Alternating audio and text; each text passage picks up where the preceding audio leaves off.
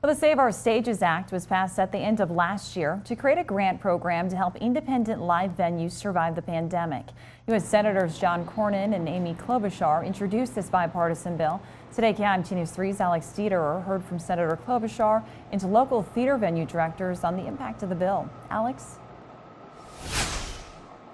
That's right, Katie. Earlier today, I joined Senator Klobuchar here at the Rochester Civic Theater to learn more about the local impacts of this bill.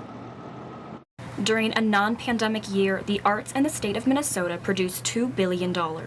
Just this year, Rochester theater facilities will serve around 100,000 patrons. The Rochester Civic Theater celebrated its 70th anniversary just last weekend. Interim Managing Director Misha Johnson has the Save Our Stages Act grant to thank for the celebration. Now, because of the Save Our Stages grant funds, we're able to announce a full season. Our box office is actually open, which is the first time it's happened just last week. It was just opened since the pandemic, which is a huge thing, especially for our patrons and everyone in the community. And we are resuming full-time positions. During the pandemic, many art events moved to an online platform.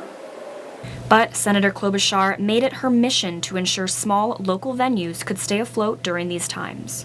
And one of the most amazing things about this is that the venue group, all these small, medium, big venues were able to keep it together through the year, not just keeping their businesses going and keeping their finances going, but they were also able to work out a distribution plan for how the money would be distributed.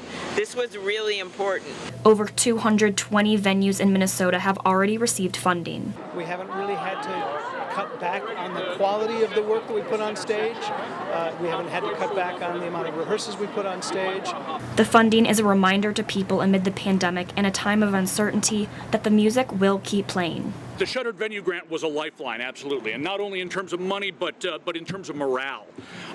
What it communicated was that live performance is a valuable thing, a worthwhile thing, that even though we needed to close for a time for public health, as Americans, people want these things back. Although the end of the pandemic is uncertain, Senator Klobuchar is hopeful for the future of the arts.